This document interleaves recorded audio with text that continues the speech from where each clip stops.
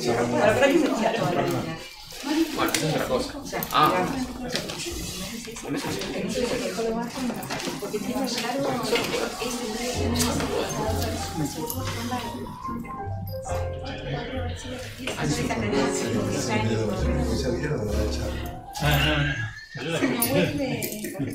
Hola, buenas tardes. Bueno, bienvenidos, bienvenidas.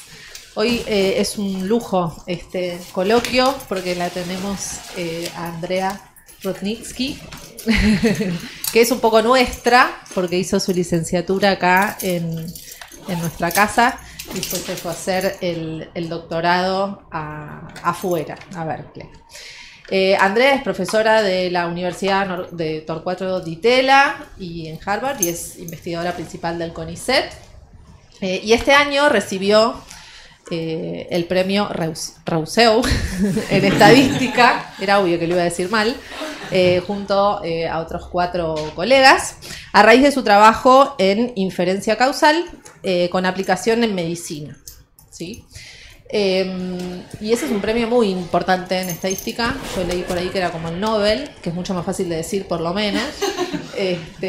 Así que bueno, muchas gracias, Andrea. Recién me venía contando que está súper solicitada, así que es un lujo. Pero realmente. No por mandarme la parte, sino porque está agotada, pobre.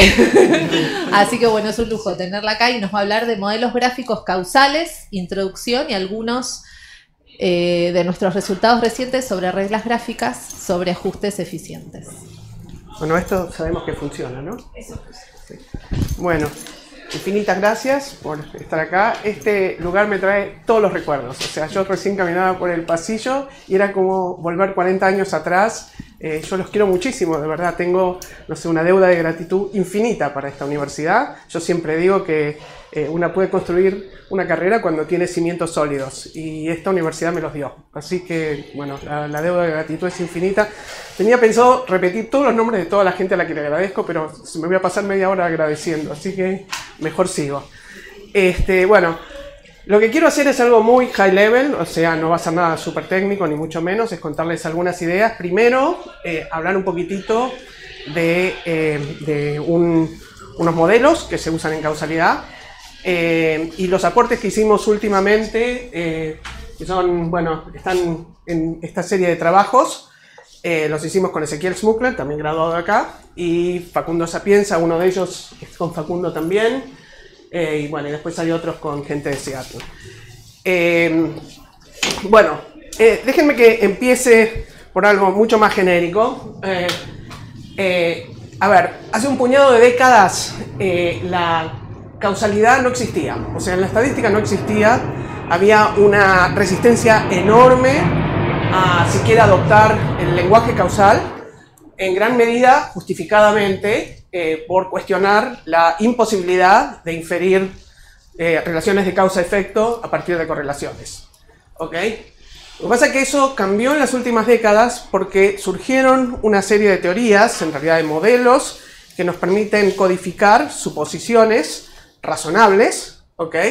Y a partir de esas suposiciones poder inferir cuándo podemos identificar efectos causales, es decir, cuándo podemos aspirar a estimar con muestras grandes, a estimar efectos causales, ¿ok?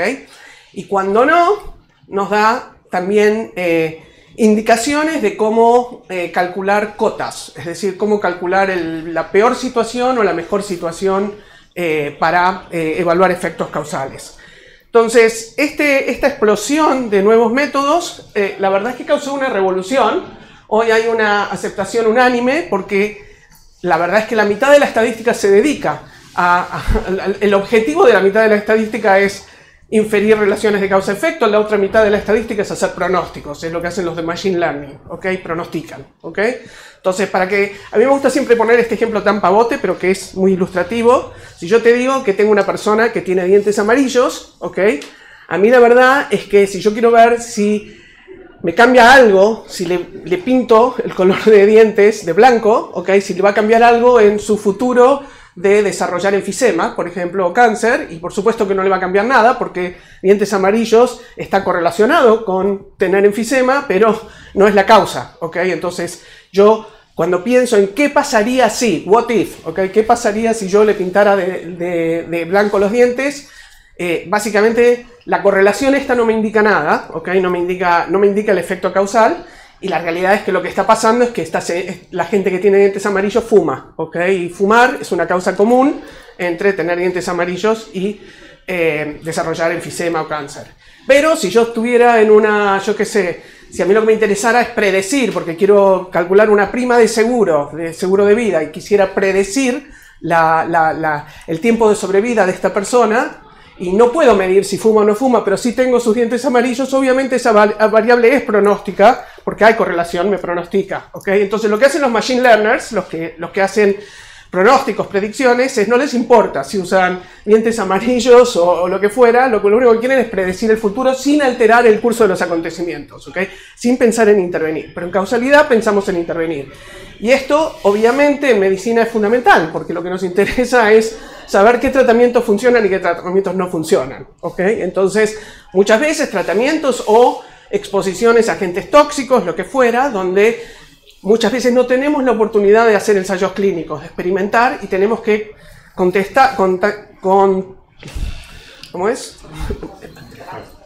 estar, bueno, satisfechos contentarnos, estoy un poco cansada, contentarnos con los datos que vamos recogiendo de registros médicos, ¿okay? Donde no experimentamos, sino simplemente vemos lo que la gente va haciendo, ¿okay? Los tratamientos que la gente va recibiendo, las exposiciones que la gente va recibiendo, y después mirando el curso de los acontecimientos. Y entonces esos son estudios observacionales donde no tenemos la posibilidad de intervenir, de experimentar, pero es fundamental en ese tipo de estudios averiguar, inferir causalidad. O sea que no es un problema teórico, es súper práctico, es esencial para el avance de la medicina. De hecho, cuando yo me inicié, les cuento todo esto porque me parece que es lo anecdótico, me parece que también es interesante. Cuando yo empecé a trabajar como postdoc en Harvard, había terminado Berkeley, me fui a Harvard al departamento de bioestadística porque quería hacer cosas aplicadas a la medicina y a la salud pública. Había hecho el doctorado en estadística y no quería hacer nada que tuviera que ver con la ingeniería, porque eso tenía que ver con las armas y no quería tener nada que ver, tampoco con la economía porque no me importaba. Entonces me fui ahí y había en ese momento, era el pico del SIDA, ¿okay? Era el pico del SIDA, y la realidad es que empezaban a probarse los primeros tratamientos, pero no había ensayos clínicos, ¿okay? Todavía no había ensayos clínicos y había que decidir cuándo empezar a tratar a la gente con lo que se llamaba en ese momento el tratamiento que había disponible en ese momento, que era AZT, y había que decidir en función de datos observacionales. Y ahora en un rato, cuando les muestre la parte más técnica, les voy a mostrar cuáles eran los desafíos metodológicos que presentaban ese tipo de análisis, ¿ok? Entonces, las metodologías se fertilizan mutuamente entre las distintas disciplinas. Ahora los economistas piensan un método que resuelve algún problema para ellos, y resulta que ese método también nos sirve a nosotros, a los bioestadísticos o a los epidemiólogos, y así nos enriquecemos todos. Y bueno, prueba de esto, prueba de que la inferencia causal es súper hot, súper revolucionaria en este momento. Bueno, en 2011 Judea Pearl ganó el Turing Award, él es de Computer Science, es un capo. Guido Imbens en Economía ganó el año pasado, fue uno de los 3 que ganó el Nobel Prize, y eso fue por sus aportes a la inferencia causal. Y bueno, este año nosotros en estadística nos dieron, en realidad el que se lo dieron es a él, ¿okay? Todos nosotros somos sus sirvientes, ¿okay? Eso es la verdad, ¿okay? Pero bueno, esto para que quede claro. Bueno, entonces, ¿por qué vino la revolución? La revolución vino porque se adoptaron 2 formalismos. Hay 2 tipos de modelos que son que permiten formalizar estas suposiciones causales y que nos permiten progresar. Uno son los modelos contrafácticos, de los cuales voy a hablar poco, pero porque están relacionados con los modelos gráficos, los modelos causales gráficos, que son los que quiero hablar ahora, que quiero hablar hoy, ¿ok? Y en epidemiología y en investigación médica, los modelos gráficos son responsables de que la causalidad se haya adoptado, de que se haya aceptado, porque estos modelos facilitan codificar de una forma muy sencilla suposiciones causales de una forma muy intuitiva y permiten razonar de una forma muy intuitiva. ¿Razonar en qué sentido? Razonar sobre los potenciales sesgos, los potenciales errores que un análisis de una puede tener, ¿ok? Cuando ajusta por ciertas variables y no ajusta por otras, etcétera, etcétera, que ahora les voy a explicar algunos, ¿ok? Entonces, los modelos gráficos permiten comunicar un montón, ¿ok? Por básicamente los errores que uno podría llegar a tener en un análisis, y también te sugieren remedios, posibles metodologías remediales, pero lo que no existía hasta ahora eran reglas gráficas que me permitieran, si yo tengo dos opciones para estimar, que me permitieran leer desde el gráfico cuál es la mejor opción. Y esto es lo que desarrollamos en esta serie de trabajos, que es lo que les quiero contar un poquito. Por supuesto no desarrollamos todo, esto es el inicio para empezar a cerrar esa brecha de lo inexistente. Entonces eso es lo que voy a hacer. Primero voy a rever un poquito los modelos gráficos y después voy a resumir algunos de los resultados que tenemos en este tema. Entonces bueno, vamos a hacer una introducción suave a los modelos gráficos. Entonces lo primero que voy a hacer es esto. Este es una viñeta, es un modelo gráfico sacado de un paper, también un paper explicativo, digamos, un paper, ¿cómo se dice?, de estos didácticos, ¿ok? Escrito para médicos, para explicarles el uso de modelos gráficos. Entonces, un modelo gráfico causal básicamente tiene varias componentes. Las componentes principales son nodos. Los nodos, cada nodo representa una variable, una o varias variables, a veces es un vector de variables, ¿ok? Luego tenemos aristas dirigidas, ¿ok? Con flechas, ¿ok? Y son modelos que no tienen ciclos, ¿ok? O sea, no hay ciclos, no podés dirigirte a través de un camino dirigido y volver para atrás, ¿ok? No tenés un ciclo. Son modelos dirigidos a cíclicos. Como les dije antes, cada variable, cada nodo representa una variable aleatoria. Ahora les voy a contar un poco qué es lo que exactamente representa. Entonces, si yo tengo un modelo gráfico de esta naturaleza, cada uno de estos nodos es una variable aleatoria, y lo que estoy pensando es que hay un sistema de ecuaciones estructurales, de ecuaciones que generan estas variables aleatorias. Entonces, la primera variable, ¿cómo hago esto acá? La primera variable se genera a través de una variable aleatoria, f1 de epsilon 1, donde epsilon 1 es cualquier cosa, f1 es cualquier cosa, las f's son irrestrictas, ¿ok? La B2, básicamente lo que dice cada ecuación es, cada variable se genera, o sea, hay un orden topológico, el orden, digamos, el orden en el que vienen estas variables es de modo tal que cada variable que aparece antes en la lista no puede ser descendiente de ninguna variable que aparece después. ¿Ok? Ese es el orden topológico. Entonces, dado ese orden topológico, lo que hacemos ahora es escribir a cada variable como una función de todos sus padres y de errores, ¿ok? De errores que asumimos que son causas omitidas, ¿ok? Causas que generan también. Es decir, yo lo que pienso siempre en cada una de estas variables es, esto es la receta con la que voy a combinar mis ingredientes para generar una torta, ¿ok? Entonces yo lo que hago es, ¿cómo genero la torta? La genero con una función de estos ingredientes. Estos dos ingredientes son los padres de esta variable, B11, tiene como variables B7 y B5, y una causa omitida, epsilon 11, ¿ok?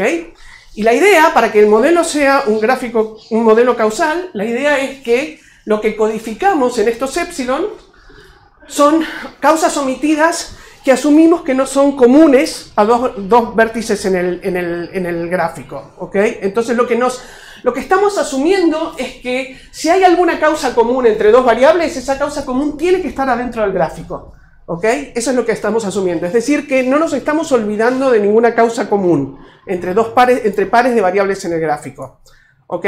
¿Se entiende hasta ahí? La idea es que no es que las podamos medir a esas variables, lo que hacemos es, suponemos que existen, ¿ok?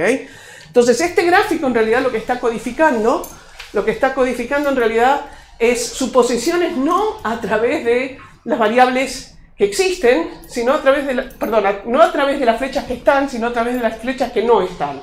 Por ejemplo, B11 solo, o sea, yo estoy pensando que B11 solo es generada por B5, B7 y algo que no tiene nada que ver con nada, ¿ok? Todas las anteriores no las generan, ¿ok? Si vos me das B5 y B11, todo lo demás me interesa, ¿ok? Porque solo me hace falta B5 y B11 y epsilon 11 para generar B11.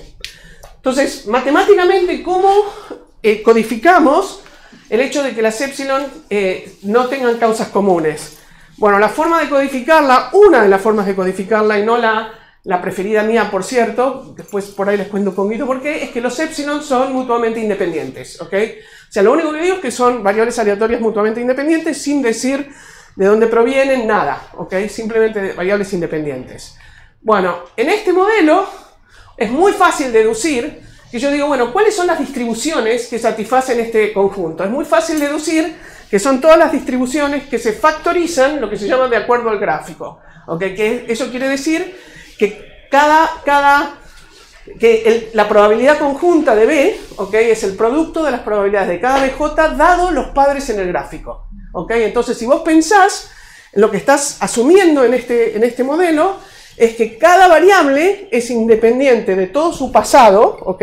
Todas las variables del pasado topológico, digamos, dado los padres. ¿Okay? Los padres están en el pasado y esa es la única suposición que está codificando el modelo gráfico para las variables fácticas, para las variables que yo me imagino que existen en este mundo, aunque yo no las pueda medir. ¿Okay? Entonces yo me estoy imaginando que hay Bs, ¿okay? Que hay variables que por ahí no las puedo medir. ¿Okay? Por ejemplo, acá, a ver, genetics. Fíjate, yo digo genetics, es una cosa muy amplia, por eso digo pueden ser muchas variables, ¿ok? Pero la pongo, porque si yo pienso que realmente esta me influye en el nivel de fitness y en el connective tissue disorder, no sé cómo traducirlo eso en español, pero entonces la tengo que poner, ¿ok? Y si yo pensara que genetics tiene, no sé, tiene una causa común con, yo qué sé, con connective tissue disorder, que hay algo que también está generando genética, los genes y esto, entonces ya no tendría que poner, ¿ok? Pero genetics en general no tiene que ver con nada, porque la teoría mendeliana sale de, digamos, es aleatoria completamente. Bueno, entonces, la colección de todos los vectores, de todas las distribuciones B, que se factorizan de esta forma, ¿ok? O sea, vos me das el gráfico y yo tengo un modelo estadístico. Un modelo estadístico es una colección de distribuciones, ¿ok? Son todas las distribuciones que satisfacen esta factorización. Esa se llama red bayesiana, ¿ok? Y es la que codifica el modelo para la distribución de las variables fácticas. Pero ahora, el modelo es más que eso. El modelo también me está codificando qué pasaría en mundos hipotéticos, en mundos contrafácticos, en donde yo tuviera la posibilidad de intervenir. Entonces, por ejemplo, imagínate que, acuérdense que yo estaba acá, esto era, ¿qué tipo de ejercicio vas a hacer? Para entrenarte, esto la historia acá es que quiero averiguar, estoy por hacer un estudio observacional, donde voy a medir en cada atleta qué tipo de ejercicio hace, y luego quiero averiguar si el tipo de ejercicio que hace le afecta el tipo de posible lesión que puede tener después de entrenar, ¿ok? Y entonces yo me siento con el médico y le digo, escribime el gráfico causal y el tipo hace esto, porque él piensa que hay una variable intermedia, que es esto que está acá, que nunca sé cómo pronunciarlo ni muy bien qué quiere decir, etcétera, etcétera, y bueno, y escribe el gráfico causal, ¿ok? Entonces, mi interés es en averiguar qué pasaría en un mundo, ¿ok? Donde yo interviniera, ¿ok? Y dijera, ¿qué pasaría? Vamos a poner que hay dos tipos de ejercicio. Ejercicio vigoroso, muy vigoroso o poco vigoroso. ¿Ok? Son las dos únicas posibilidades. ¿Ok? Entonces, ¿qué pasaría si yo a todo el mundo le obligase a hacer ejercicio vigoroso? ¿Ok? ¿Cuál sería la proporción de gente que termina, ¿cómo se llama? Lesionada, ¿ok? Después de hacer ejercicio. ¿Se entiende? ¿Sí? Entonces, en el gráfico causal lo que asume es lo siguiente. Dice, bueno, mirá, si vos intervinieras en esta variable, en la B11, ceteris paribus, ¿qué quiere decir? Todo lo demás siendo igual, ¿ok? Todo lo demás del pasado siendo igual, lo único que intervenís es en la B11, esta, y la ponés en 0. 0 quiere decir poco vigoroso, ¿ok? Todas las variables que vienen después, todo lo que viene en el futuro, ¿ok? se ve propagado. Es decir, que al B11, si me aparece en el 12, en la ecuación del 12 me aparece el 11, ya no voy a poner más el B11 que tenía antes, sino que voy a poner la contrafáctica ahora. ¿Okay? La que tendría en un mundo donde yo interviniera y fijara el B11 en 0. ¿Ok? Y luego, la B13, por ejemplo, se vería afectada. La B13 no se vería afectada por el B11, pero sí se ve, no por B11 directamente, pero sí por B12. Entonces ahora te voy a poner B12 de B11, ¿ok? Porque de ahora en más estoy en el mundo contrafáctico, ¿ok? Y esto lo puedo pensar interviniendo no una vez, sino varias veces, ¿ok? Interviniendo en distintos momentos del tiempo, ¿se entiende?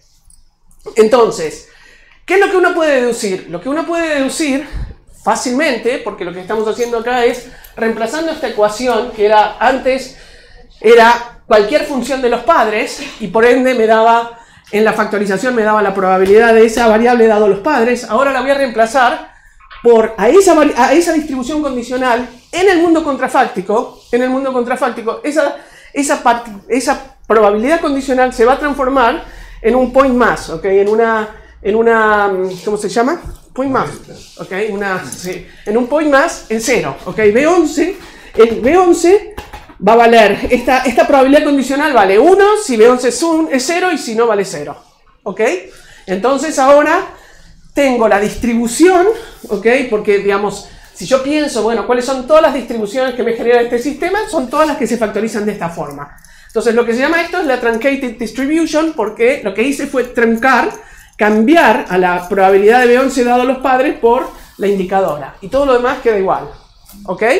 Y queda igual porque todas las otras funciones son exactamente las mismas que antes. O sea, este modelo lo inventó Pearl y él dice, es local, ¿ok? O sea, lo único que te cambia es esta ecuación. Todo lo demás sigue igual, ¿ok? Si vos pensás en un sistema ingenieril, yo qué sé, moviste un nodo de todo un sistema y cambiaste ese nodo, pero todo lo demás fluye igual que siempre, ¿ok? No te cambian los otros nodos, simplemente te cambia, no sé, el input y el output que sale de ese nodo. ¿Ok? Bueno, entonces esto lo puedo pensar todavía más general y decir, bueno, pero ¿qué pasaría si yo viviese en un mundo donde no es que obligo a todos a tener ejercicio poco vigoroso, sino que obligo a quienes tienen, B9 eran los que tenían lesiones en el pasado, a quienes tienen lesiones en el pasado a tener ejercicio poco vigoroso y a quienes no tuvieron lesiones en el pasado a tener ejercicio muy vigoroso? Estoy ahora en un plan, ¿ok? Fíjense cómo esto me voy acercando más a lo que es en la vida real, lo que le importa a los médicos, ¿ok? Cómo tratar a los pacientes. A pacientes que vienen con una cierta característica yo los trato de una forma. A pacientes que vienen con otra característica los trato de otra forma. ¿Y cuál es la mejor estrategia de tratamiento para minimizar la probabilidad de lesión al final del camino en toda la población? ¿Ok? Entonces, la estrategia de tratamiento va a depender ahora de una G, o sea, yo me imagino mundos contrafácticos donde intervengo, pero intervengo con funciones G. En lugar de intervenir con point mass, o sea, en lugar de forzar a todos a que tengan B11 igual a 0, intervengo con una función del pasado, de algunas variables del pasado. Bueno, y en ese mundo, ahora la única diferencia es que la distribución de B11 dado el pasado, ahora es una point mass, pero es una point mass que depende del valor de B9. ¿Ok? De la G de B9. ¿Ok? Entonces, esta es la identificación y ahora me puedo imaginar todavía mundos más realistas donde digo, bueno, ¿qué pasaría si dado un tipo que viene con lesiones en el pasado, ¿ok? Hay una proporción de médicos que elige tratar que elige ofrecerles tratamientos poco vigorosos, o una proporción de atletas que eligen tratamientos o ejercicio poco vigoroso y otra proporción que no, ¿ok? Pero esa proporción cambia de acuerdo a si vienen con lesiones del pasado o no, ¿ok?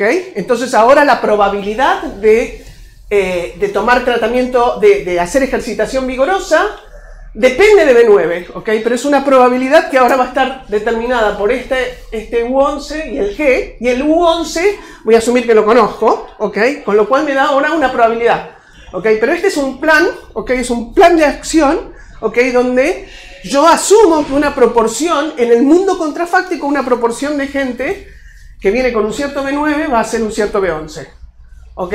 ¿Se entiende? Ok, bueno, ¿Esto qué me dice? Cuando yo digo el mundo contrafactual, la ley contrafactual está identificada, es porque si yo pudiera medir todas estas variables, ahora paso a la estadística, si yo pudiera medir todas estas variables, yo podría aspirar a estimar consistentemente la distribución conjunta. ¿Ok? Y como puedo estimar la distribución conjunta, todo esto módulo 1000 problemas técnicos que me estoy metiendo bajo la alfombra. Digo problemas técnicos porque tengo que estimar distribuciones condicionales, porque hay curves of dimensionality, etcétera, etcétera. Pero imagínense que todo es discreto. ¿Ok? Entonces, el mundo, todas las variables son discretas. Yo estimo cada una de estas probabilidades con la proporción muestral. Y esta viene dada. Entonces, en realidad, si yo pudiera medir todas las variables, tengo una muestra aleatoria de todas las variables y puedo calcular, puedo estimar consistentemente la probabilidad contrafáctica. Eso quiere decir identificado, que si yo tuviera un n muy grande, converjo a la distribución en el mundo contrafáctico. Ok, bueno, me voy a saltear esto porque vamos medio rápido, esa es la parte histórica. O sea, lo importante de todo esto es que cuando yo pienso en el modelo gráfico causal, lo único que importa es que en el mundo fáctico, las distribuciones de las variables que yo podría aspirar a medir, no que las voy a medir, pero que podría aspirar a medir, están en la red bayesiana. Y las otras, en el mundo contrafáctico, lo que me dice es, si vos me das, ahora no estoy interviniendo en una sola, ahora voy a intervenir en un conjunto de AES, ¿ok? Si yo intervengo en un conjunto de AES, ¿ok? La distribución de los datos, cuando un régimen que asigna A minúscula T a A mayúscula T con probabilidad P de AT dado ZT, ¿ok? Donde ZT es un no descendiente de AT, tiene que ser del pasado, ¿ok? Entonces, esa probabilidad queda determinada por la truncated distribution, que es la probabilidad, el producto de las probabilidades para todos los Bs que no están en A, el producto de las probabilidades condicionales, y el resto es las distribuciones de intervención que hice. ¿Ok? ¿Hasta ahí estamos? Ok. Bueno. Esto es importante porque, a ver, acá es donde con los estadísticos clásicos tenemos un problema. Porque si yo pienso en modelos causales, si yo pienso en tres variables, imagínate A y L y las tres las puedo medir. ¿Ok? Bueno, si yo te digo que el gráfico es este gráfico y este gráfico no son el mismo modelo causal. En este modelo causal, A causa L, en este L causa I y L causa A. ¿Ok? Pero ¿qué pasa? Si yo pienso en cuál es el modelo estadístico, cuáles son las distribuciones posibles que generan los datos, ¿ok? ¿Hay alguna restricción sobre las distribuciones? En este modelo, como este es un gráfico completo quiere decir que entre dos vértices siempre hay una arista, ¿ok? Entonces, en ese caso, la única factorización no se deduce nada, ¿ok? No hay ninguna independencia condicional. Como no hay ninguna independencia condicional, el modelo dice no hay restricciones, ¿ok? Para la distribución fáctica no hay restricciones, el modelo es no paramétrico, ¿ok? No hay ninguna restricción. En este modelo y en este modelo. Entonces, para el modelo fáctico, la red bayesiana es la red bayesiana completa, la no paramétrica. Pero para el contrafáctico sí hay una diferencia. Entonces, ¿cuál es el problema de esto? El problema es, a ver, que te muestro en el contrafáctico. Si yo fuera a intervenir con A igual a 1, ¿ok? Entonces, en el mundo contrafáctico, A sería igual a 1, A era la primera de todas, I se ve afectada por A, entonces hay una F sub I, digamos, que se ve afectada por A, y L se ve afectada por a través de A y a través de I, ¿ok? Entonces se ve afectada. En este gráfico, L no se ve afectada, ¿ok? Y hay una suposición muy fuerte ahí, ¿ok? En uno estoy diciendo, L se va a ver afectada, en la otra no. O se podría ver afectada, porque cuando yo escribo esto, no estoy diciendo que necesariamente esta función dependa de A. ¿Por qué digo eso? Porque esta función es cualquier cosa. Entonces, en principio, podría no depender. Por eso digo que el gráfico lo que codifica realmente son las variables que no están adentro de la función, no las que ya están, ¿ok? Porque las que están, al hecho de poner una función, yo no te estoy diciendo que esta función tiene ninguna forma, en particular podría ser constante en A, ¿ok? Que justamente es lo que hacemos cuando queremos testear si un efecto está o no está, ¿ok? Asumimos que está y después queremos testear si no está, ¿ok? Entonces, ¿por qué es importante esto? Porque yo no puedo distinguir con los datos que tengo, yo puedo, imagínate, yo con los datos que tengo, si tuviera una muestra infinita, podría aspirar a estimar la distribución conjunta de A y L, ¿ok? Pero la distribución conjunta va a ser coherente, va a ser admitida bajo este modelo y bajo este modelo, porque este modelo dice que todas las distribuciones son posibles, y este también, para lo fáctico. ¿Okay? Yo lo único que puedo medir es A, I y L. ¿Okay? Entonces, cuando recoja datos, ¿okay? Yo no voy a tener forma de hacer un test estadístico que me distinga entre este modelo y este modelo. Entre estos dos modelos hay una suposición adicional, en este caso es una suposición de temporalidad. ¿Okay? L viene después que A y que I en este modelo, y en este modelo L viene antes que A y antes que I.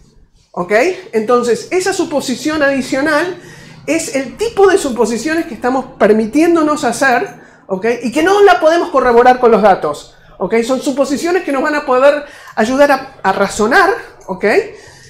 Pero que tienen que ver con, bueno, incorporo lo que yo ya sé sobre el problema en particular. ¿Ok? ¿Está claro hasta acá? Ok. No, perdón, sí. Por eso o sea, yo lo veo así, los modelos son distintos. Los modelos son distintos, pero vos con los datos que tenés nunca los vas a poder distinguir. O sea, nunca vas a poder hacer un test que tenga ninguna potencia para distinguir entre este modelo y este modelo. O sea, vos haces un model checking. Bajo cada modelo podés estimar. Pero no vos vas a, bueno, depende de qué es lo que querés estimar. Si tenés la A, la I, la L, podés estimar cualquier cosa acá, porque es un modelo completo. O sea, podés estimar cualquier distribución contrafáctica, pero porque estoy en un modelo pedorro, ¿no? Es un modelo que tiene 3 variables y nada más, no hay ninguna otra causa común, nada. ¿Okay? Pero el punto que quiero hacer, lo importante de esto, es que entre este modelo y este modelo yo no puedo decir con los datos, vos podés tener infinitos datos y nunca vas a saber si este modelo es cierto o este modelo es cierto. Tiene que haber algo de afuera, algo que tiene que ver con la ciencia, tiene que ver algo con que vos te vas a comunicar con el investigador y vas a tener que ponerte de acuerdo si este modelo es el que vale o este modelo es el que vale. A ver si cuál de los dos estima mejor, eso no sirve. No, porque los dos modelos son iguales, son exactamente iguales. O sea, para los datos fácticos son iguales, ¿ok? Para los datos contrafácticos, ¿ok? ¿Cuál de los dos se estima mejor? No sé qué quiere decir eso. ¿Cuál de los dos tiene sentido? Porque si vos pensás que L viene después que A y haces este modelo y pones este modelo, vas a terminar estimando que A tiene un efecto, que L tiene un efecto sobre I cuando L no tiene ningún efecto sobre I. ¿Entendés? O sea, ahí lo que tiene que ver es el modelo de donde vos partís, ¿ok? Hay una parte que no es testeable. ¿Me entendés lo que te digo? ¿Sí? Hay más de una parte que no es testeable. No solo la parte cronológica, sino el hecho de que yo cuando escribo este modelo te estoy diciendo que no omití ninguna causa común. ¿Ok? O sea, yo estoy diciéndote algo muy, muy fuerte acá. ¿Ok?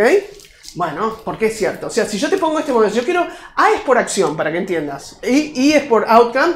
L podríamos usar X, pero tradicionalmente usamos L como si fuera el baseline. ¿Ok? O sea, la variable confusora, la que es la causa común. Imagínate que esto es dientes amarillos, esto es enfisema y esto es fumar. Esta que yo la pongo acá en principio, puedo testear si está o no está. ¿Ok? Pero yo me estoy asumiendo, cuando yo hago este modelo así, estoy asumiendo que la única razón por la cual la gente tiene dientes amarillos, ¿ok? Que es común, una causa común a, por ejemplo, desarrollar enfisema es fumar, ¿ok? Y la única razón por la cual alguien tiene dientes amarillos y fuma, o sea, no hay ninguna causa común entre desarrollar dientes amarillos y fumar, ninguna causa común de nada. En ese caso yo podría seguramente hacer un análisis y llegar a la conclusión que A no causa I. ¿Ok? O sea, probar, testear que esta flecha no está. Eso lo puedo hacer. O sea, testear que flechas no están, siempre lo puedo hacer porque eso es un test en un modelo fáctico. ¿Ok? O sea, yo básicamente tengo que testear que I y A son incorrelacionados dado L. ¿Ok? O independientes dado L. ¿Eso ¿Okay? siempre pasa en grafos completos? ¿Cómo? Siempre pasa en grafos completos. ¿Qué? Que podés testear. Que no podés distinguir. No podés distinguir, exactamente. En grafos completos no podés testear. O sea, no podés testear, no podés contrastar un modelo con otro. Pero es más, o sea, hay una parte que yo estoy obviando, pero que por ahí les interesa. A ver, si vos me das una distribución, ¿ok? Vos me decís, mira, la distribución que generó los datos es esta, ¿ok? Los datos fácticos. Sí. Vas a asumir que tus datos fácticos siguen un modelo causal, ¿ok? O sea que no hay ninguna causa común que te olvidaste, ¿ok? Ok, vos de esos datos fácticos, vos podés buscar, o sea, de la distribución conjunta, vos podés buscar todas las independencias condicionales. Ok. A partir de esas independencias condicionales, vos podés decir, bueno, ¿cuáles son todos los gráficos, todos los DAGs, que son compatibles con esas independencias condicionales? Ok. Y de ahí decís, eso se llama search, ¿ok? Se llama discovery. Entonces ahí me vas a decir, mira, tal y tal gráfico son los únicos compatibles con las independencias condicionales que vos tenés. Y a partir de eso, en esos gráficos puede ocurrir que siempre encuentres que de B1 a B5 hay una flecha, es siempre en la misma dirección. Si en todos los gráficos de B1 a B5 hay una flecha en esa dirección, quiere decir que vos descubriste un sentido de la causalidad. ¿Me entendés? Porque vos empezaste con independencias condicionales, no sabés ni qué viene antes ni qué viene después, pero si vos suponés que vienes de un modelo gráfico, haces eso, ¿ok?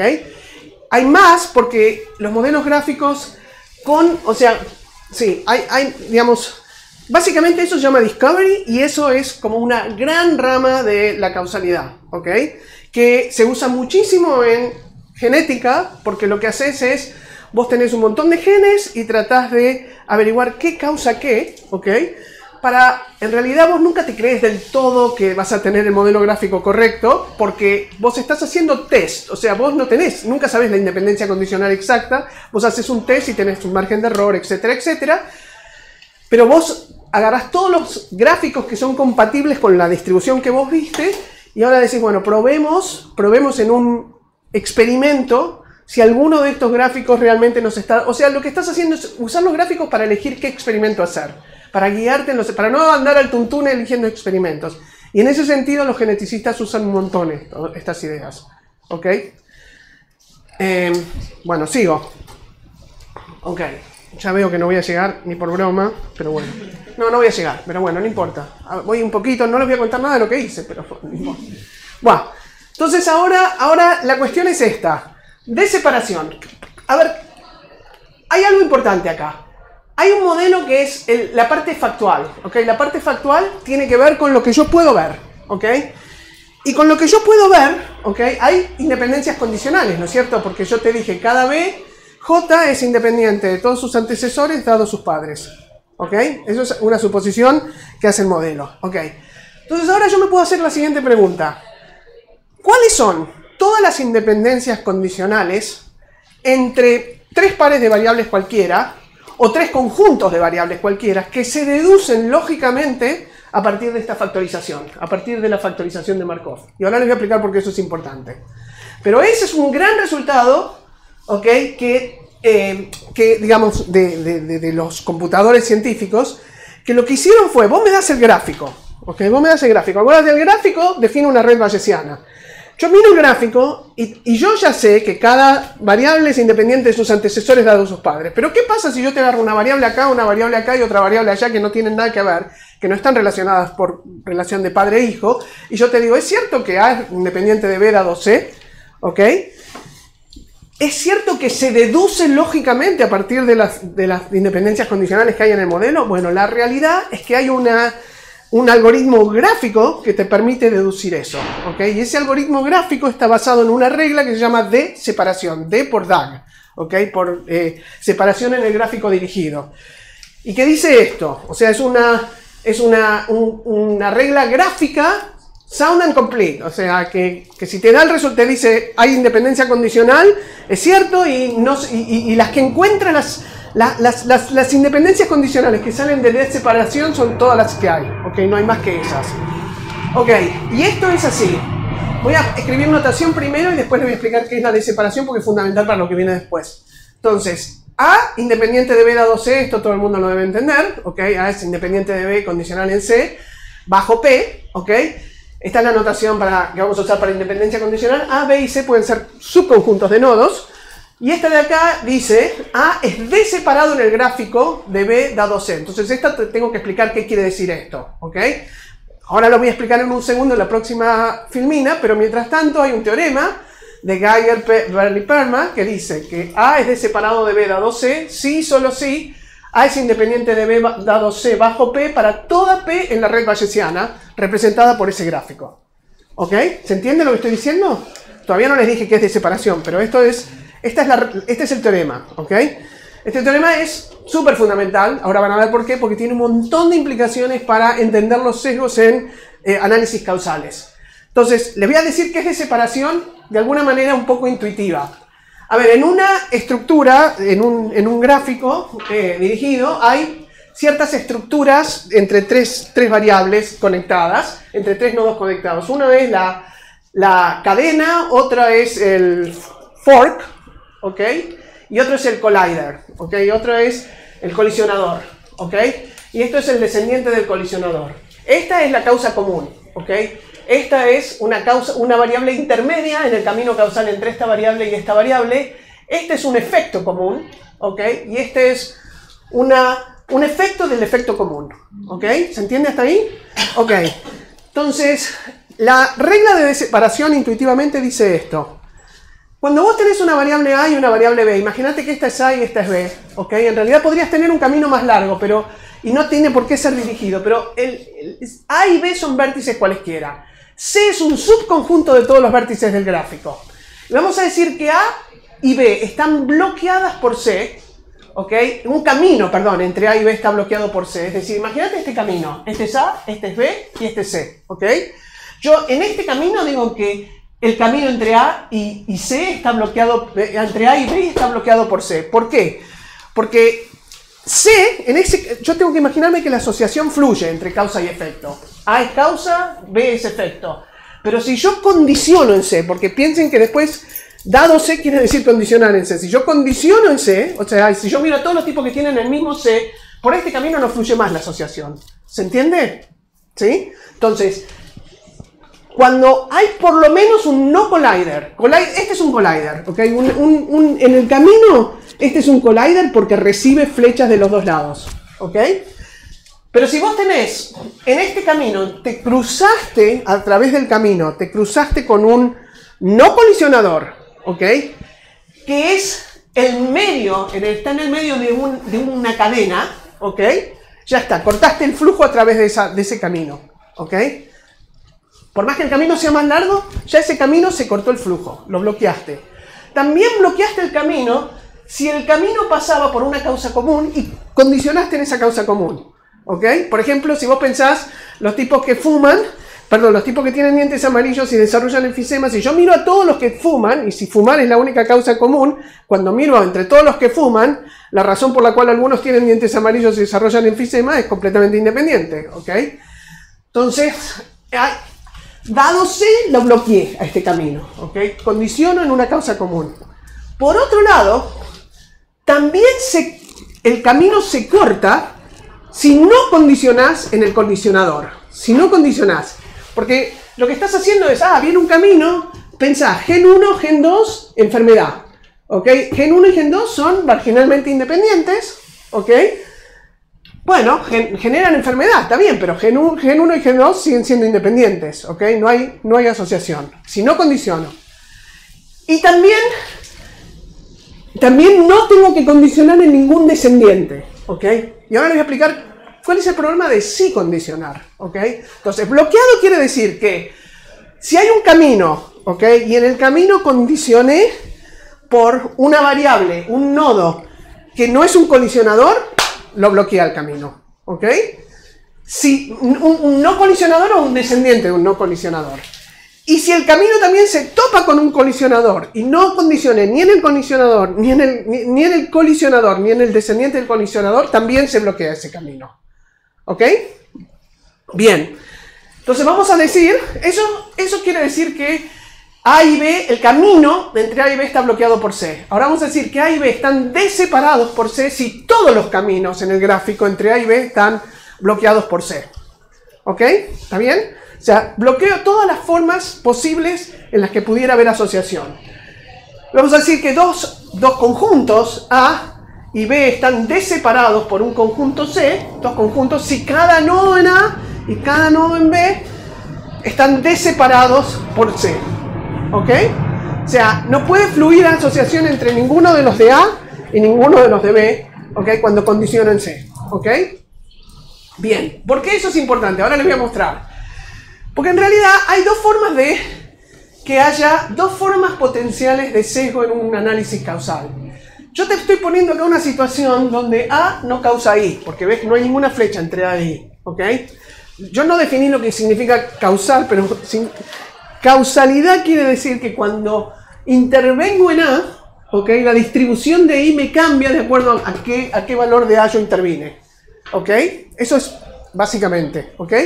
Bueno, en este gráfico, por más que yo intervenga en A, en este gráfico, como no fluye nada hacia I, en este gráfico la distribución de I no se va a ver afectada por mi intervención en A, ¿ok? Sin embargo, si yo no condiciono en L, cuando hago el análisis, lo que va a pasar es que voy a tener asociación, ¿ok? Acordate, de separación sí y solo sí, independencia condicional. Sí, solo sí, quiere decir que existe alguna ley en la red bayesiana, alguna distribución que podría haber generado los datos tales que A e I son dependientes. En realidad uno puede probar que es para casi todas las leyes, que hay un conjunto de medida nula entre, bueno, tenés que ponerle una medida al conjunto de distribuciones, etcétera, etcétera, pero hay un conjunto muy chiquito donde A e I van a ser independientes dado L. En general va a haber dependencia. ¿Ok? ¿Se entiende lo que digo? ¿Sí? Entonces, ¿qué pasa? Si yo me olvido de condicionar en L, estoy generando lo que se llama confounding bias, ¿ok? Porque estoy olvidándome de controlar por la causa común. Y esto es lo más común de todo. O sea, esto es lo que todos pensamos intuitivamente. Que hay correlación porque hay una causa común y lo que tenemos que hacer es mirar en el estrato de esa causa común separadamente para cada estrato y tratar de analizar la asociación en cada estrato por separado, ¿ok? Bien, eso es confounding bias si no condicionamos. Pero Bergson bias, esta es la fuente de más de una equivocación. Bergson bias es al revés. Bergson bias es condicionar en un colisionador. Si vos condicionás en un colisionador, si condicionás en un efecto común, dos variables que eran independientes se vuelven dependientes. En general vas a encontrar dependencia, por lo menos en algún nivel de L. ¿Ok? Ahora les voy a mostrar un ejemplo, es muy fácil, intuitivo. Pero el punto acá es que en este gráfico, A e I, fíjate, A no está generada por nada, ¿ok? A es como si estuviera aleatorizada, como si hubiera tirado una moneda, ¿ok? A e I, A no causa I, pero si yo mirara en el subconjunto L, yo tendría correlación, ¿ok? Entonces, si yo simplemente mirara las correlaciones, descubriría que hay correlación dado L, ¿ok? Cuando en realidad no hay causalidad, ¿ok? Entonces este es el sesgo que se produce por condicionar, no por no condicionar, sino por condicionar en un efecto común, ¿ok? En una variable del futuro, ¿ok? A ver, una muy fácil de por qué condicionar en un colisionador genera asociación. Imagínate que vos tenés dos genes en la población que se mueven independientemente. Cada gen, o sea, cada variante del gen, la variante mala, está solo en un 2% de la población, ¿ok? Pero son independientes, ¿ok? Este es el gráfico legítimo en el mundo real, ¿ok? Hay dos genes, se mueven independientes, y suponete, como caso súper extremo, que para tener una enfermedad, vos tenés una enfermedad sí, solo sí tenés por lo menos uno de esos dos genes, ¿ok? Esa es la condición, ¿ok? Entonces, X es la indicadora de que tenés el gen, A es la indicadora de que tenés el gen 1, Y es la indicadora de que tenés el gen 2, y X sigue esta ecuación estructural. En la vida real sigue esta ecuación estructural, ¿ok? Entonces, ¿qué pasa? El gen 1 y el gen 2 son independientes. Yo te lo estoy diciendo y además lo ves en el gráfico, que son independientes, ¿ok? El gen 1 no causa el gen 2 y el gen 2 no causa el gen 1, ¿ok? De acuerdo a ese gráfico. Sin embargo, ¿qué pasa si yo te digo, cuál es la probabilidad de que tengas el gen 1? Voy a condicionar en que tenés la enfermedad. Si no tenés el gen 2 y yo te digo que tenés la enfermedad, seguro que tenés el gen 1. La probabilidad es 1. Cambió la probabilidad. ¿Ok? Ya no es la misma que la que tenías antes. Antes, la probabilidad de tener gen 1, dado que no tenés gen 2, sigue siendo 0,2 porque eran independientes. Si no condicionás en disease. Pero cuando condicionás en disease te sube a 1. ¿Ok? ¿Se entiende? Ya te cambió. O sea, estos dos se vuelven dependientes ahora. ¿Ok? La probabilidad, por otro lado, la probabilidad de gen 1, si tenés el gen 2 y tenés la enfermedad, bueno, si tenés el gen 2 seguro que tenés la enfermedad, con lo cual este evento es lo mismo que el evento tener gen 2, y entonces la probabilidad de gen 1 dado enfermedad y gen 2 es la probabilidad de gen 1 dado gen 2, Y como Gen 2 y Gen 1 eran independientes, es 0,02. ¿Ok? Entonces, ¿qué pasa? Condicional en que tenés la enfermedad, esto, Gen 1 y Gen 2 se vuelven dependientes. ¿Ok? Porque no Gen 2, la probabilidad condicional en tener la enfermedad, no Gen 2, la probabilidad de Gen 1 es 1. No Gen 2, perdón, Gen 2, la probabilidad de Gen 1 es 0,02. Te cambian. ¿Ok? Son dependientes, súper dependientes, correlación negativa. ¿Ok? Entonces vos ves vos analizás tus datos, suponete, vos decís, yo voy a condicionar en todo lo que pueda condicionar para prevenir confounding bias. Pero te estás equivocando, porque si condicionás en un efecto común, ¿ok? Si condicionás en un efecto común, podéis llegar a generar correlación cuando en realidad no había causalidad. ¿Ok? O sea, no te protege siempre condicionar en todo. Y esto es un error común que hacen los estadísticos, ¿ok? Pero estas son el tipo de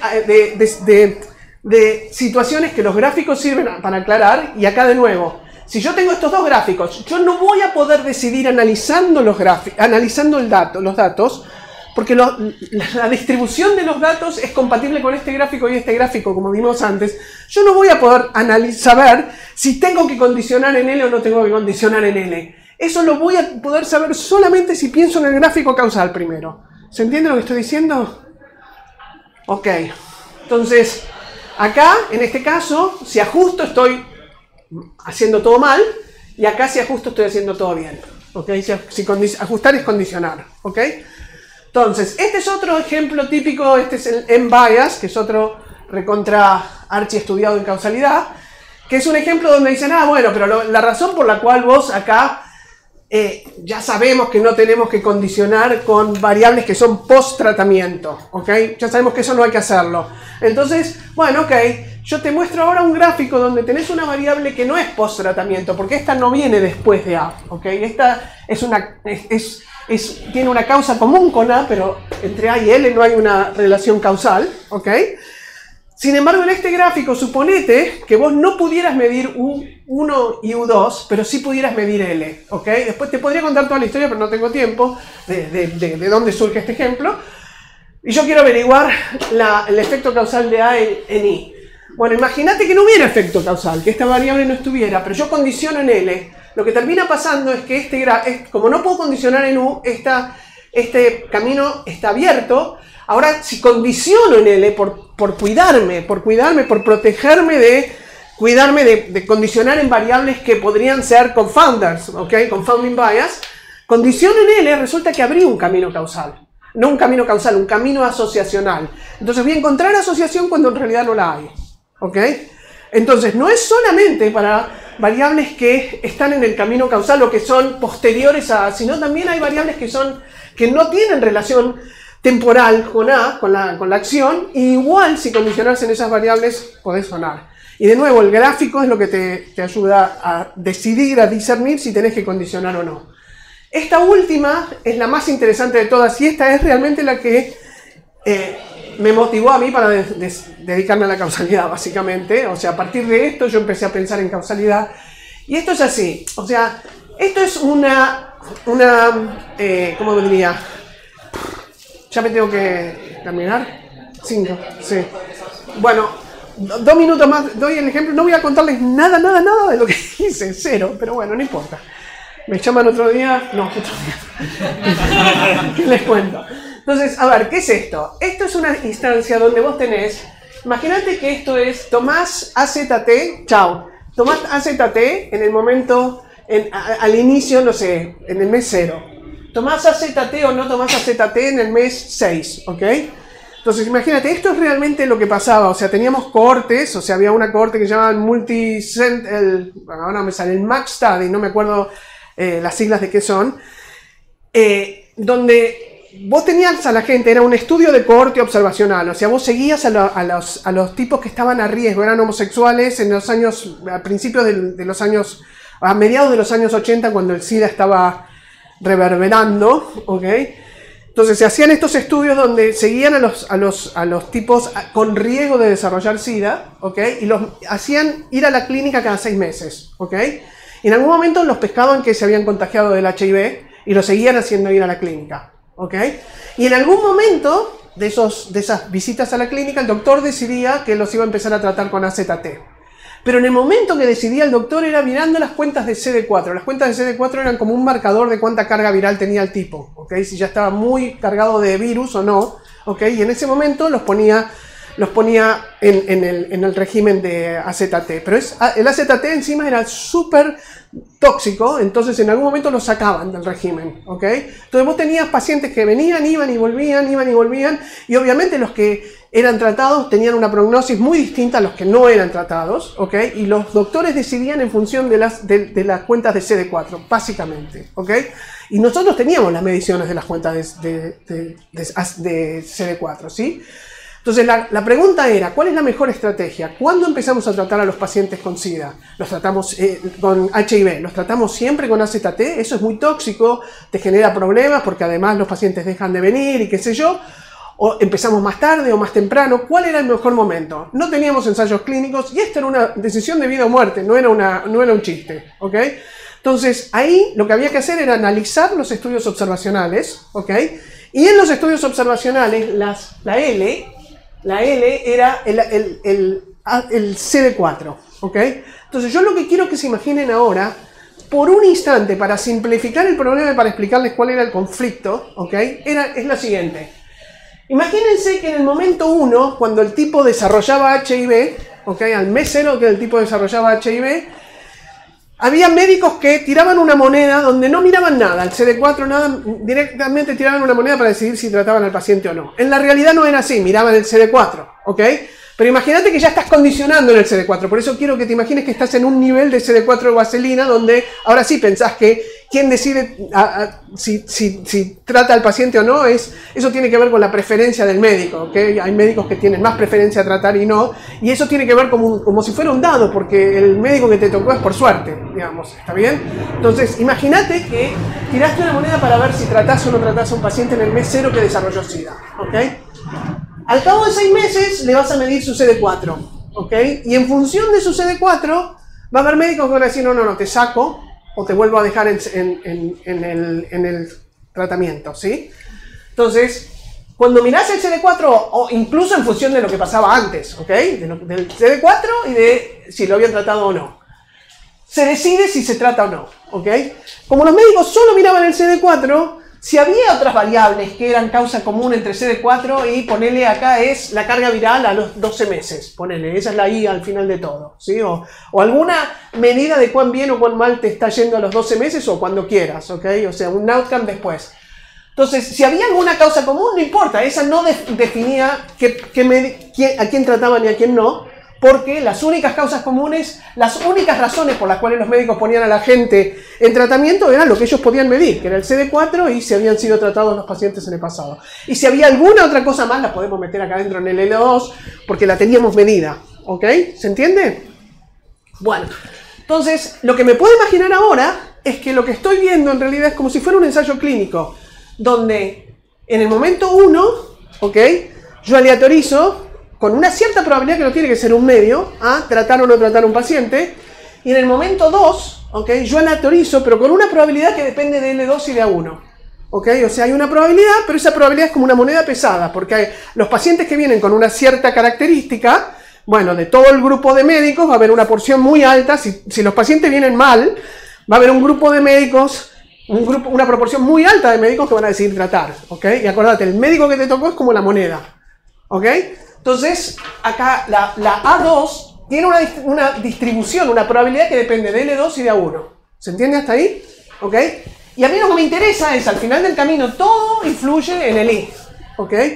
Y al final del camino lo que me interesa es saber si cuando yo trato ponerle, quisiera averiguar si nunca tratar, poner A1 igual a 0 y A2 igual a 0, en ese mundo contrafáctico, ¿qué proporción de gente se me enferma al final del camino?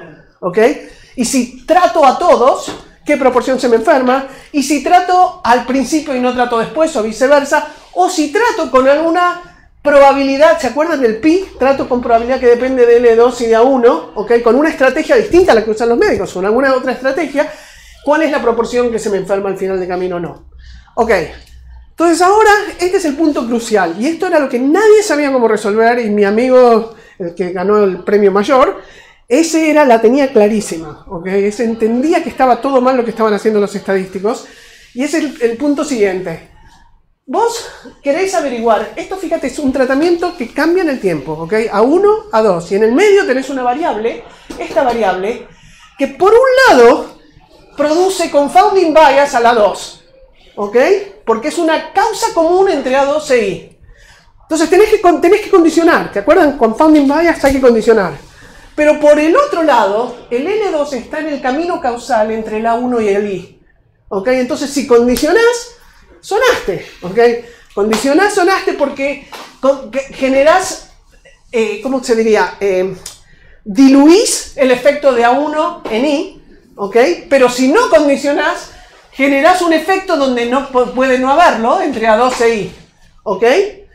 Entonces, esa variable que está en el camino causal es un problema, porque los métodos de regresión comunes, que son o condicionás o no condicionás, haces una regresión condicional, ninguno de los dos sirve. ¿Ok? Y esto, digamos, ocurre incluso cuando L2 no está en el camino causal, porque A1 y A2 no causan I en absoluto. Este gráfico que está acá es un gráfico donde yo te estoy diciendo, mira, suponete que A1 y A2, pongámonos en la hipótesis nula, que A1 y A2 no causan nada. ¿Ok? En esa instancia, A2, por supuesto, los médicos deciden a quién tratar y a quién no tratar en función de A1 y L2. ¿Ok? Pero este es el gráfico que representa la Sharp Null. Lo que decimos la Sharp Null quiere decir donde ningún paciente se ve afectado por A1 o A2. ¿Ok? ¿Se entiende hasta ahí? Ok, bueno. Mirá lo que pasa.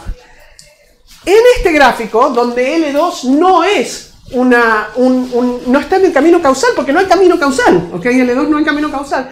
Sin embargo, si yo condiciono en L2, mirá lo que está pasando. Esta causa común no medida, y que yo nunca puedo medirla porque estoy en el gráfico, mi ensayo clínico nunca me garantiza que no haya una causa común entre L2 e I, ¿ok?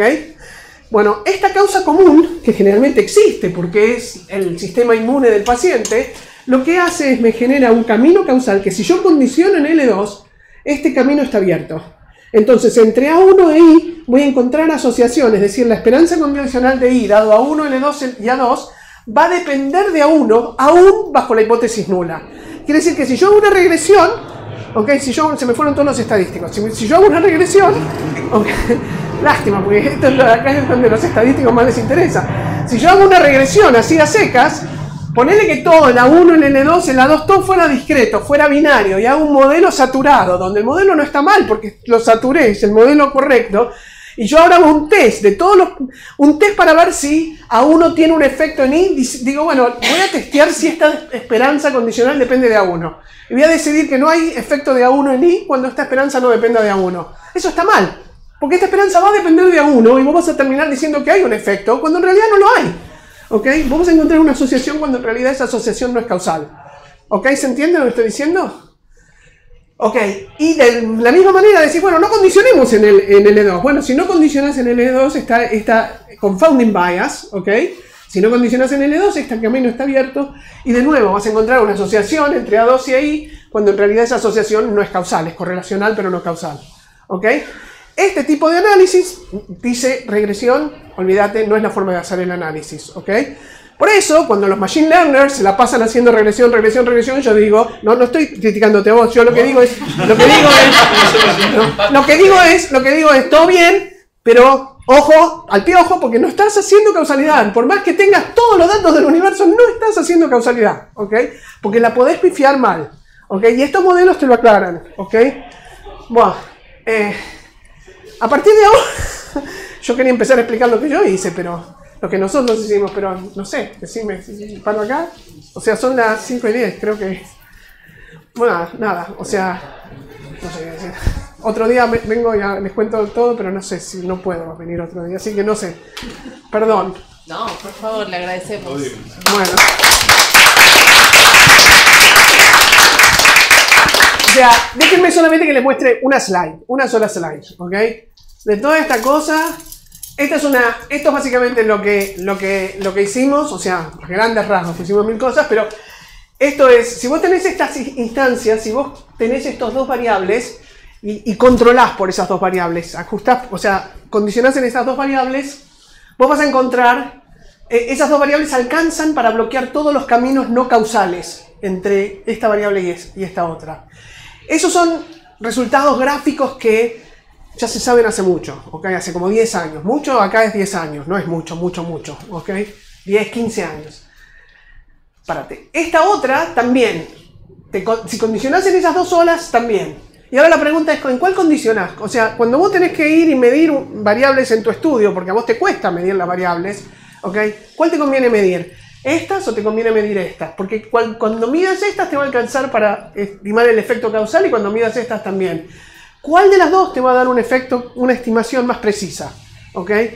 Y nosotros formalizamos todo ese problema pensando bien qué estimadores vamos a usar, o sea, formalizando todo y llegamos a la conclusión que, no es que llegamos a la conclusión, el resultado es, si hubiera tenido tiempo para hacer toda la matemática, el resultado es que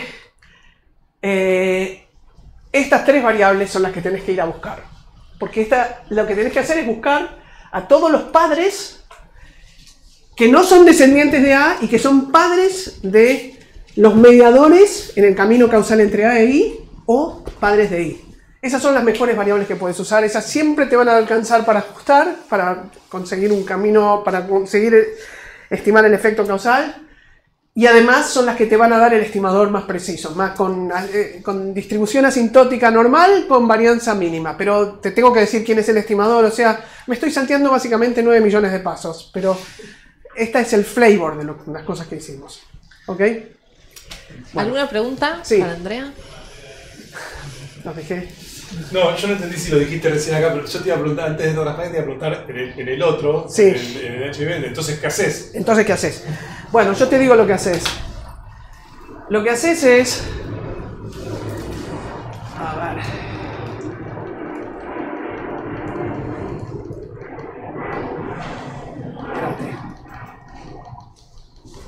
Espérate. Ok, lo que haces en ese ejemplo, en ese problema, es que vos podés probar que la esperanza de I, cuando yo intervengo, vamos a poner en A1 igual a 1, te voy a intervenir en, no sé, 1, ponele que las A son binarias. Nada cambia, pero me va a mejorar la notación, me va a facilitar la notación. Entonces, si yo te digo cuál es la esperanza es esta, ¿ok? Perdón, esta es la esperanza, o sea, si yo quiero saber qué proporción de gente se me enferma al final del camino, quiero calcular si la I es binaria, quiero calcular esta esperanza, pero en el mundo donde intervengo con A1 igual a 1, A2 igual a 1, ¿ok? Bueno, uno puede probar que bajo ese gráfico causal, aun cuando no podés medir U, porque está toda la parte ahora que viene de qué pasa cuando no podés medir algunas variables, que es lo que ocurre, cómo estimás, hay algoritmos de identificación, etcétera, etcétera. Bueno, esta esperanza es igual a la esperanza de A sub 1 sobre la probabilidad de que A sub 1 sea igual a 1 por A sub 2 sobre la probabilidad de que A sub 2 sea igual a 1 dado L2 y A2 por I. ¿Por qué? L2 y A1. L2 y A1, perdón. Y A1 e I. O sea, esto es una funcional. Esto que está acá es una funcional de los datos observados. Psi de P. ¿Ok? Es una funcional de los datos observados. Vos podés probar bajo estas suposiciones, o sea, acordate que yo te dije, si vos medías U, vos podés identificar. ¿Ok? Ahora la pregunta es, si no medís si podés identificar, bueno, hay algoritmos que te permiten deducir si podés identificar o no, y cuando podés identificar quiere decir, la podés expresar como una funcional que depende solo de la distribución de los datos observados, de todos los negros, ¿ok? De las variables observadas, ¿ok? En este problema la respuesta es sí. Esto es una de las cosas que se dio cuenta Jamie mucho antes de que existieran los gráficos causales. Cuando en el 88, cuando estábamos haciendo todo esto de SIDA, no teníamos ni idea de gráficos, no existían todavía, ¿ok? O sea, Judea Pearl estaba haciendo estas cosas con redes bayesianas, pero no pensaba en causalidad todavía, ¿ok? Entonces no sabíamos nada de esto. Pero esta funcional, que es la que identifica esto, esencialmente bajo ese modelo, es una funcional que depende solamente de la distribución conjunta de A1, A2, I y L2, de las cosas que puedes medir. ¿Ok? Entonces la podés intentar estimar. El problema que viene ahora es que, ¿cómo estimás a esto? ¿ok? ¿Cómo la estimás de forma? O sea, ahora viene toda la parte que nos interesa a los estadísticos, ¿ok? Ok, vos tenés esto. Esto es si tuvieras infinitos datos. Esto es lo que identificás si conocieras la distribución conjunta, pero ahora tenés que estimar, y para estimar tenés que estimar esto. Pero cuando estimás esto, si L2 es de dimensión muy alta, que es lo que va a pasar, porque en la práctica, esta L2 que yo te dije que era solo C de 4, en realidad, si vos realmente te vas a querer creer que esto es, que esto tiene asidero, que este gráfico tiene asidero, ¿ok? Es decir, que las causas, que no hay ninguna causa común entre A2 e I, ¿ok? Por ejemplo, ¿ok? Vos vas a tener que meter en L2 y en A1 todas las variables que vos pensás que son prognósticas de I y que usan los médicos. Las clínicas, supongo. Las clínicas y todo lo que vos pensás que usan los médicos para decidir a quién tratar y no tratar. Y esas van a ser un montón, ¿ok? No son una o dos. Lo bueno es que vos podés, con las capacidades computacionales que hay hoy en día, vos podés medir un montón de variables. O sea, los registros médicos ahora tienen un montón de variables. El desafío estadístico es que si vos metés todas estas variables, obviamente enseguida estás con el curse of dimensionality, entonces tenés que empezar a modelar. Modelar quiere decir bajar la dimensión, aunque sea haciendo smoothing o alguna cosa, ¿ok? Entonces, el asunto es que cuando vos modelás acá, ahora vas a tener errores de regularización, ¿ok? Y cuando tenés los errores de regularización, te van a impactar en la funcional. Y vas a tener sesgos que no son del orden 1 sobre raíz de n. Entonces, ahora la pregunta es, ¿cómo podés conseguir estimadores? Hay otras expresiones para esta funcional y ahí tenés que pensar cuál es la mejor manera de estimar, ¿ok? ¿Cuál es la mejor manera de estimar? Y la mejor manera de estimar es hacer lo que se llama el one-step estimator. No es la mejor manera, es la manera, digamos, la manera en la que hoy hacemos todo, que no es la mejor, te voy a decir por qué. O sea, lo que haces es, haces un psi de P sombrero, que es el plugin, ¿ok? Más Pn de lo que se llama la función de influencia.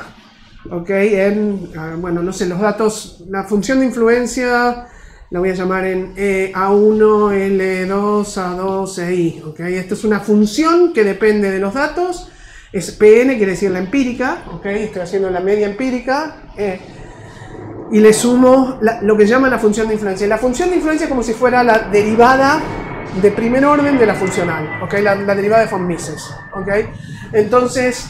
Cuando haces esto es como que estás haciendo estás restándole un estimador del sesgo. Esta cosa es muy sesgada, cuando le pones esto tiene menos sesgo. Y parte de las razones por las que nos dieron el premio es porque nosotros no sabíamos cómo hacer este tipo de estimación. O sea, porque fuimos los primeros que dijimos cómo hacer este tipo de estimación. Pero, o sea, toda esta parte no es por los que nos dieron. Por eso te digo, o sea, yo ni les conté por qué nos dieron los premios. Pero nos dieron premios, a Jamie se lo dieron básicamente porque fue el que se dio cuenta de esta funcional, ¿ok? O sea, se dio cuenta antes de que existieran los gráficos ni nada y le dijo a todos los estadísticos, vos imagínate, el tipo es médico, nunca en su vida estudió estadística, es autodidacta, ¿ok? Un tipo absolutamente increíble, o sea, yo puedo contar 1000 historias, él es mi íntimo amigo, o sea, somos amigos de hace 35 años. Él trabajaba como médico, él había hecho la licenciatura en matemáticas, creo que, no sé, en Princeton, no me acuerdo dónde. Después estudió medicina, se fue a Yale a trabajar a una clínica médica y empezaba a recibir, hacía medicina ocupacional, porque era medio hippie y el tipo quería trabajar en cosas que tuvieran impacto social. Y entonces venían a pedirle que participara como testigo experto en juicios para ver si tal y tal obrero estaba enfermo a causa de la exposición a químicos en su trabajo. Y el tipo decía, bueno, yo tengo que buscar datos, yo no puedo hacer experimentos con agentes tóxicos, tengo que buscar datos observacionales. Y cuando empezó a darse cuenta de que esto era un problema de exposición de variables que cambiaban en el tiempo, porque los obreros cambiaban de lugar en función de si tenían alergias o cosas que eran influidas por... O sea, tenía una exposición inicial, venía la alergia, el tipo se cambiaba de lugar, pero mientras tanto tenía un cáncer que preclínico y que también le causaba molestias y el tipo decidió cambiarse de lugar. Bueno, esto se llama el Healthy Worker Survivor Effect, ¿ok? Y el tipo dijo, todo lo que hacen los estadísticos está mal, porque se dio cuenta que no se podía ni condicionar en L2 ni no condicionar, y dijo, ¿cómo resuelvo esto? Y no tenía estos gráficos, o sea, lo pensó todo en la cabeza, ¿ok? Y se dio cuenta que este era el estimador, que este era el funcional que te medía esto, y si te cambias el A1 por otro valor, tenés que poner la indicadora de que A1 sea igual al valor que fuera, y hacer la probabilidad de que A1 tome ese valor, etcétera, etcétera. Y digo, yo tengo que estimar estas medias separadamente y después compararlas, ¿ok? Entonces, cuando yo me encontré con él, en el 88, él ya se había dado cuenta de esto, ¿ok? Pero el problema es que teníamos esta historia de que no sabíamos cómo estimar esto, ¿ok? Y entonces ahí nos dimos cuenta de que este era un problema esencialmente idéntico al problema de Missing Data. O sea, era un problema donde esencialmente a mí lo que yo quisiera tener la I en todo el mundo, si yo supiera, si para todo el mundo, si todo el mundo estuviera expuesto a 1 igual a 1, a 2 igual a 1, yo calculo la media empírica y ya está. Pero el problema es que yo tengo gente que no está expuesto, y la razón por la que no está expuesta depende... ¿ok? Depende de cosas que sí puedo explicar. O sea, porque la probabilidad de A2 depende de cosas que sí puedo explicar. Se llama missing at random. No es missing completely at random, porque no es aleatoriamente, sino missing at random. Entonces nos dimos cuenta que esto era un problema de estimar la media de datos faltantes. ¿Ok? La media de un outcome con datos faltantes. Y dijimos, bueno, tenemos que hacer la teoría para la estimación en datos, cuando tenemos datos faltantes, pero missing at random. ¿Ok? Donde si estuviéramos en un problema porque ni siquiera sabíamos bien cómo hacerlo, o sea, cuál era el estimador eficiente, el mejor de todos, cuando sabíamos estas probabilidades. O sea, aún cuando conoces estas probabilidades, este no es el mejor. Estimarlo haciendo plugin acá no es la mejor forma. Y te podría explicar por qué, pero no importa. Y entonces nos pusimos a hacer toda una teoría semiparamétrica, o sea, hicimos una teoría y dijimos, no vamos a hacer la teoría solo para este problema, vamos a hacer en general. Si vos me das un problema cualquiera y tenés datos faltantes missing at random, ¿cómo hago para estimar? ¿Cómo hago para estimar cualquier parámetro en un modelo con datos missing at random? Hicimos toda una teoría de donde salieron un montón de resultados que resolvían un montón de problemas que no eran este problema, pero eran problemas aledaños, qué sé yo. Y bueno, y a partir de eso, digamos... este estimador fue uno como el más importante, y que es hoy el que usan Google, Amazon, todos, porque es el que corrige el sesgo, digamos. Entonces hicimos por un lado la teoría semiparamétrica para datos faltantes, y entre paréntesis salió toda la parte de causalidad, y nada, y así es como caí yo en el... Pero la realidad es que el que realmente hizo todo fue Jamie. O sea, él se avivó de estas cosas. Yo lo ayudé con la teoría semiparamétrica porque yo venía de Berkeley, que venía con toda y el bagaje de Argentina, y sabía análisis funcional, y sabía todas las cosas. O sea, la teoría semiparamétrica es proyectar en espacios tangentes, qué sé yo, es como hacer máxima verosimilitud en espacios infinitos dimensionales. Y toda esa parte a mí no me resultaba tan terriblemente difícil, porque él es un bocho y se daba cuenta de todo, pero entre los dos aunamos fuerzas y hicimos toda esa teoría. Entonces, por eso yo creo que me están dando el premio, creo yo. No sé, porque a mí nunca me habían dado un premio de nada, o sea, de esto, qué sé yo.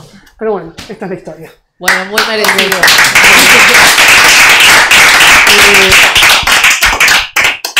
Corto, ¿no?